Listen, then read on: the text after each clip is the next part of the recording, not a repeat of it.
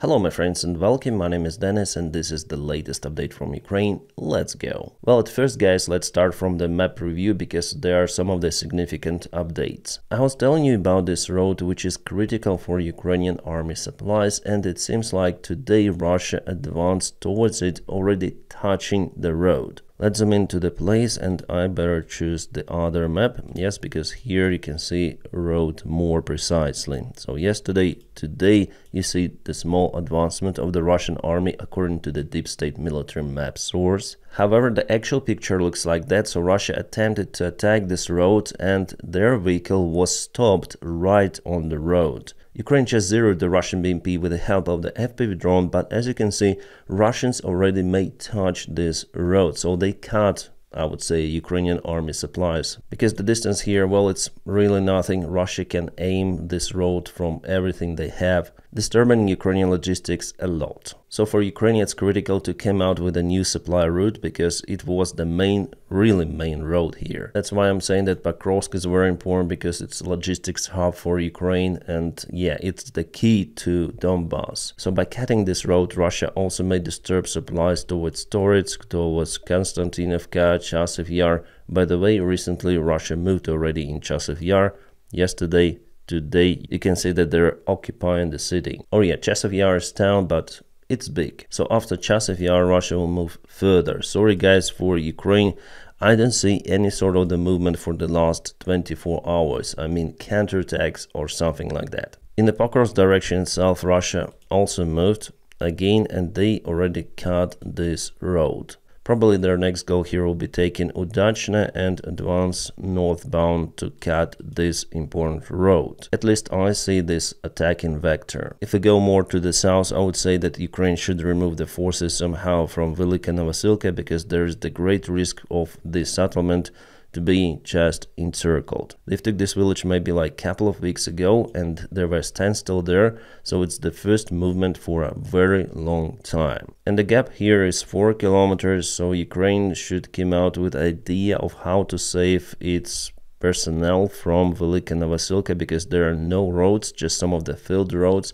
and it really depends on the weather if Ukraine will be able to evacuate heavy vehicles like tanks, BMPs, if they're still there. So I'm telling you right now that Ukraine should withdraw its army. If we'll see the advancement of the Russian army, their attacks, and how they cut and encircle Velika Novosilka, I would tell only bad words about Ukrainian commander Syrsky, because potentially hundreds of the Ukrainian soldiers could be encircled, so there was the mistake from Ukrainian command done in Makarivka village. I was really angry, but this scale, it's much bigger or larger. That's why Ukraine should withdraw the forces from this settlement. There is no other way. Like Velika Novosilka is really important, but then your supplies, all of the supplies are cut. How can you hold it? This problem should have been solved well before, for example, taking the forces from Makarivka and Storozhevo to Niskushna to organize this defense and to protect also this road. But our guys here were encircled. They also run away from Storozhevo. It was like the last minute run. Then you have to escape with heavy fights, and now a similar situation might go with Velika Novosilka. So I'm very concerned about it. And also what makes it difficult for Ukrainian army to evacuate is the terrain. And here you can see the evacuation route is only through this valley, through this river. You have the water obstacle, you have difficult terrain like the hill and downhill, and you absolutely cannot get out using your vehicles. So I would say it's already too late to get out using the vehicles. You cannot put the bridge engineering construction without the engineering forces available in the region, and there are none. No guys, this is the main part of the town, and you have to use this small connection, the bridge, to go firstly to the western part, and later what is left is this tiny gap between the Russian forces and kind of the difficult terrain, just maybe 1 or 2 field roads which you may use if the weather is good. Also you should go to the right over here, also tiny little gap. Well, you might also cross the bridge and go straight forward across the small river, but using only infantry forces. All of the vehicles, all of the heavy equipment have no chance for evacuation. So actually guys, the gap here is not 4 kilometers as I mentioned. It is roughly 1.72 kilometers if we speak about this difficult terrain and evacuation with vehicles. So yeah, that's the terrain, and for sure if Ukraine obtains this maneuver for evacuation, Russia would use all of the forces, all of the drones possible to hit Ukrainian army vehicles. About Torets, well, the Russian forces are there in the city, in the most part of it. The fight is ongoing all across the city, and it is understandable that after taking Chasiv Yar and Torets, Russia will go to Konstantinovka. They will try to assault this major settlement. I guess the situation doesn't look great internally. According to my information, the Russians already created a significant bridgehead across the river. Now the situation looks something like that. Russians little by little but moving to Kolodzy village, and in its turn it creates the threat for Liman. In this area, Liman is the main hub center, and Russia from this side may advance to Sloviansk, or they may continue their assault north-westbound. There was the chance for Ukrainian military to repel Russians, then they've just landed across this lake, but now it's too late. But the goal for Russia is not to get those villages and towns with demolished buildings, no. They want to establish their control all over Ukraine. To achieve that goal, they will use different methods, political and military. But the big Putin's dream is to restore Soviet Union or Russian Empire, to create something big. Well, as for me, that dream is unachievable because Russia doesn't have those kind of the resources. But if our allies are not pushing Russia hard, and he thinks like that even today, then his army is just being destroyed in Ukraine with heavy losses. But he sends more and more people for his own personal ambitions and ambitions of the Russian elite, FSB elite first of all. My friends, by the way, if you want to support the job that I do on YouTube, you might check out my Patreon page, which I put in the video description just below. Thank you so much for maintaining my motivation. Alright guys, what is very important are the political news from the United States of America. Yesterday, Trump's national security advisor Mike Waltz gave the interview to ABC News, and there were many of the remarks towards Ukrainian war. Well, first of all, Mike confirmed that there will be negotiations between Donald Trump and Putin, and there will be a real meeting. Well, the meeting is interesting, but here I see the win for the Russian side, not the victory, but the small win, because before Russia was definitely isolated and no one from the Western politicians would like to speak with Putin. But now we see different time. So Putin sees that even with his inhumane policy, then he bombs Ukrainian cities, civilian infrastructure, there are some of the Western politicians and the main politician in the world, Donald Trump, who would like to meet with him. And you know, Ukraine is ally of the United States. Well, not as close ally as, for example, Israel or something, but still. As for me, it's the same as United States president would have met Adolf Hitler during the Second World War. And yes, I understand that the scale of Ukrainian war is smaller compared to the Second World War, but still Putin has the same methods, the same ambitions as Hitler, I guess. But still there are some of the Western leaders like Orban, Fico, Donald Trump, who would like to meet. And now there are countries which say that they may provide its territory for the possible negotiations between Donald Trump and Putin. Switzerland said about it, as well as Serbia. And my friends, I may reassure you that those will be negotiations for negotiations. They will not stop the war, they will not solve anything. You might remember this stuff probably. Was there a change? No. Moreover, North Korea deploys its forces in Europe now, and they produce nuclear weaponry, more and more weaponry. Yeah, obviously Donald Trump will tell you that those negotiations were the best of the best. They stopped the Third World War, but they didn't do anything. So absolutely 100% negotiations between Donald Trump and Putin would not resolve anything. War will continue because Putin is willing to continue it. And we're just 8 days away from being sworn in. What is the realistic time frame for at least a ceasefire in Ukraine? What do you think? What's the goal? Well, we would like to see a ceasefire any minute, any day. I think that would be a incredibly positive first step on both sides. And that would then allow us to enter into the framework of some type of negotiated solution here. Everybody knows that this has to end somehow diplomatically. I just don't think it's realistic to say we're going to expel every Russian from every inch of Ukrainian soil, even Crimea. President Trump has acknowledged that reality, and I think it's been a huge step forward that the entire world is acknowledging that reality. Now let's move forward. How do we no longer perpetuate this conflict, and how do we no longer allow it to escalate in a way that drags in the entire world? We're already seeing North Korea. We've seen grumblings from South Korea. This thing could expand, and that's what we have to stop.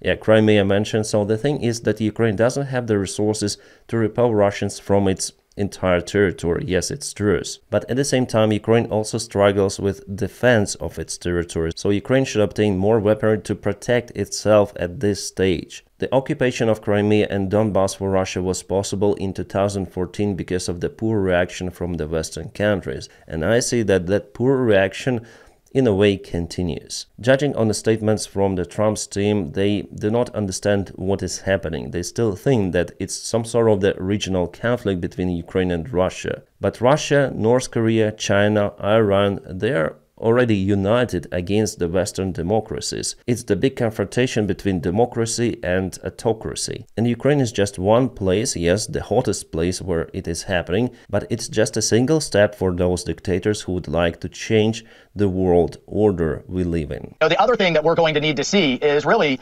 stabilizing things on the battlefield. And one of the things that we'll be asking of the Ukrainians is they have real manpower issues.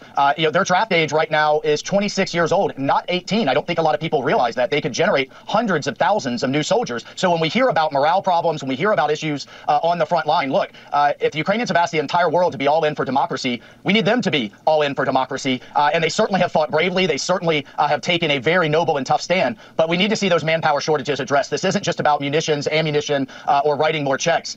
Shit, the same rhetorics I see from the Trump's team. You should lower the conscription age down to 18 years old, really sending boys to die. Well, I already showed you the demographic graph of Ukraine. There are not many actually soldiers you may take from 18 years old up to 23, 24, and that will just destroy Ukraine. There will be just few people left in Ukraine, like vast territories, but economy will suffer because there will be no people. Like before the war, the population of Ukraine was roughly 43 million people, now 30 million, something like that, because many people left Ukraine. And if you conscript youngsters, I think after all there will be 10 million left maximum in Ukraine after the war is over, and several decades will ongo. So yeah, this policy will lead to unpopulated Ukraine. At the same time, our partners say that it's not about weaponry, like you heard here. Well, in a modern day war, it is mostly all about weaponry. Yes, Russia uses its old tactics with the mid-wave, but at the same time they have gliding aviation bombs, they have ballistic missiles, they have aviation. Ukraine doesn't have that, or has, but in a very, very small amount. So Zelensky always goes to European countries, to United States, Canada, and so on. He asks, give us more weaponry. You fight Russia with weaponry, not with mid-waves. And I'm 100% sure that if Ukraine lowers mobilization age down to 18 years old, Russia will announce a new massive mobilization of their army men, and Russia has roughly 135 million people living in Russia, so they will just create a bigger force that will do the same what is happening on the front lines. So Ukraine, even by lowering mobilization age, will not stop Russian assaults. And Putin already before made this step in 2022. He already announced a mobilization. He already passed this decision-making question, so for him it will be no problem to announce a new mobilization. Yeah, he might lose his rating, but still there will be lots of the infantry forces on the front lines from the Russian side. So you cannot fight Russian midwaves with your own midwaves. You need to have precise, powerful weapons. So here Walt says that Russians should be stopped in Ukraine for negotiations. So Ukraine, you stop Russia on the front lines and Trump will negotiate with Putin peace deal for you. And by the way, the conscription age is not 26 but 25 years old. It means that Waltz doesn't know the question very deeply. Maybe he knows it, but not very deeply. But the fact is the fact. Putin doesn't want to stop his assault, so he will not create ceasefire in Ukraine. He'll take more territories. Ukraine will never give to Putin Zaporizhia, Kherson, Donetsk, Luhansk Oblast just like that. So it is absolutely useless stuff to speak about some CERN peace negotiations. You know, people thought that Donald Trump would just go to the office and magically he will stop the war in Ukraine in 24 hours, 48 hours, doesn't really matter. But he has the power, respect from the Putin and Russian side. In fact, no, there is actually no real plan from the Trump's team. By the way, we'll say that Ukraine may obtain long-range weaponry. However, at the same time, Donald Trump says that it was a bad idea for Ukraine to obtain permission for ATACMS and Storm Shadow. So it is understandable that there is nothing understandable for Donald Trump in this war between Russia and Ukraine. They're still far, far away from reality. And I just hope that CIA or some intelligence service of the United States, they understand more. They work directly with their spies in Russia. They know the picture and they will explain everything to the new White House administration, because otherwise there will be big issue not just for Ukraine but for entire democracy. And because there is no plan, Waltz says about lowering mobilization age, the same stuff that Joe Biden told to Ukraine to do. They're looking for a solution, and the only solution they see is to kaput more people. And you know, guys, I understand those kids who are now living in Ukraine, who are 17 years old or something, they just finished the school and they go, they live, they want to live their lives, they don't want to be involved in this geopolitical stuff. And Ukraine is like this battlefield where some of the leaders are solving their issues from the United States, from Russia.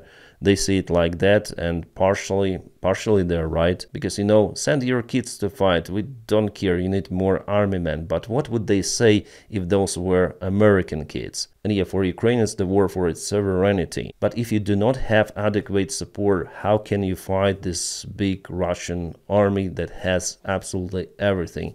With just infantry, boys, 18 years old, it is absolutely not possible. And probably Donald Trump has some turn idea of what he might do to stop the war in Ukraine, but for now I don't see any sort of the logical thing coming from the Trump's team relative to Ukraine. And again, Ukraine give up its nuclear weaponry. There were some of the guarantees, at least some sort of the memorandum, but the word from our allies, well, it means really nothing in that case. It was a really big mistake for Ukraine to give up nukes, because there wouldn't be this war happening. And now, instead of the extra support which might help Ukraine to stabilize the front lines, our allies say to Ukraine, send your kids and stabilize the front lines. And also other countries see that, so they understand that the only security guarantee for you personally, for your people, your nation, is to obtain nukes. So in the nearby decades we'll see many more countries which will obtain nukes. Denmark to secure Greenland. Guys, the world security system has been demolished, destroyed by Russia, and let's say inaction of the West civilization. Then Russia was not punished for occupation of Crimea, occupation of Donbass, shutting down the MH17 airplane, and later on they're quite okay starting this full-scale war in Ukraine. Moreover, Donald Trump will meet the Russian leader like, okay, we're gonna meet because we have mutual respect. You respect me, I respect you. Guys, our world we live in is just the inertia of the previous world order and previous security. We're all drifting down to instability. You see how Trump wants to take Greenland, Panama, Canada. That's the rule of power. Who has more power wins, and who has more power is always right. Russia follows that policy, China as well, and it will bring many more military conflicts around the globe. I'm telling you that if Putin gets away with his partial occupation or full occupation of Ukraine, he will start more military conflicts, not just he but also China, and that will start the Third World War. Yeah guys, sorry, today it's more like talkative video, but I was thinking about that stuff for a long time, and I used this video to give you my ideas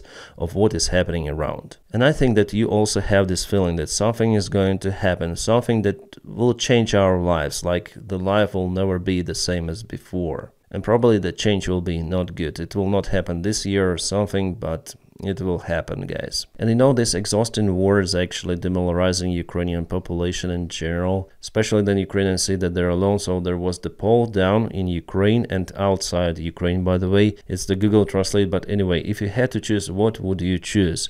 In Ukraine, so the war till the achievement of the borders of 1991, or immediate peace talks with compromise option, 73%. 73% voted for Zelensky in 2019. Coincidence, but the fact is the fact. People want to finish this war. And they're ready for compromise, honestly, me too, but there is no, like, real guarantee for Ukraine if Russia attacks Ukraine once again. Like, people would agree on ceasefire, but there should be Again, robust security guarantees. And Ukraine, after all, is not fighting for its territory but for its people. And after Putin's kaput, there is pretty much high chance for those territories to return back to Ukraine without any war. But you see that our opponent, our enemy, doesn't want to stop. But still, I think that Russia will collapse because they have some internal issues, huge issues. And this war in Ukraine brings more instability to Russia. Those are the Russian warriors in Irkutsk, thousands of kilometers away from Ukraine, and they had some of the problems with electricity for a very, very long time. Also issues with the heating systems, and they call Putin, Gerasimov, Shoigu, to solve their problem. And there are many videos like that recorded in internet by Russian soldiers,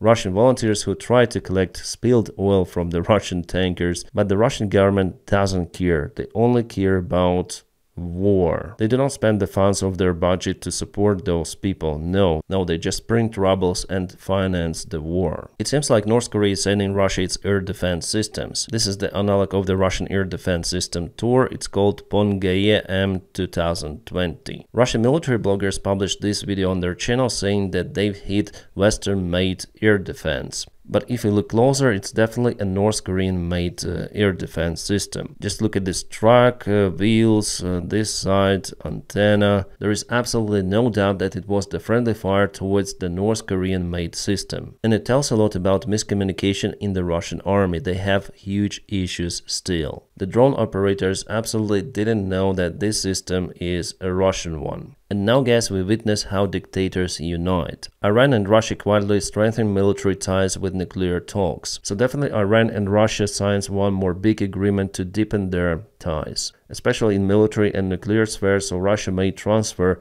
its own nuclear technologies to Iran. I think that's what also happened with North Korea. I think Russia or China, or they both together, helped North Korea to obtain nukes. And by the time our enemies unite, someone speaks about annexation of its neighbors.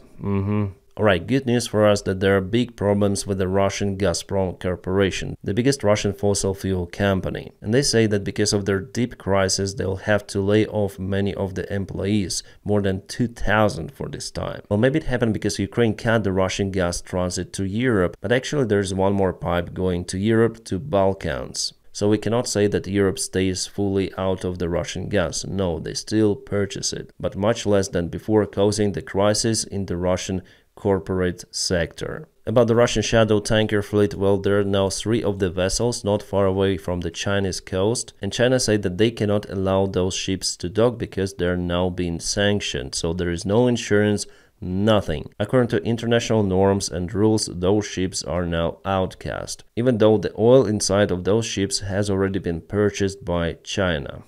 As we see, after all, sanctions work, even in China. But after some time, Russia usually finds the way to bypass the sanctions. We know that they pump the oil from their tankers to the other tankers, for example, for those to go and port dock somewhere. Yeah, by the way, there is one more Russian gas pipe that goes to Turkey. It's called Turkish Stream. Well, that pipe is also used partially to deliver gas to Balkans. And this morning, Russia reported that Ukraine tried to attack the gas facility of the Turkish Stream somewhere in Krasnodar. It's kind of the big station there, and probably Ukraine tries to cut supplies of the Russian gas to Europe completely. I would say that for the United States of America, it's kind of profitable because they sell their own liquid gas to Europe. About 2 of the North Korean prisoners of war which Ukraine was able to capture. Well, so far there was no interview from BBC, CNN and Fox News, but there was the short video recorded, like 2-something minutes. I published it on my Telegram channel. From what I understood, they're confused, they don't know where they are. It's 100% that they were sent for the straightforward mid-wave attack. Everyone from their attack group was zeroed. This guy just scared, he was hiding in some place for some time, and our guys captured him. Both of those North Koreans were asked whether they want to return back to North Korea.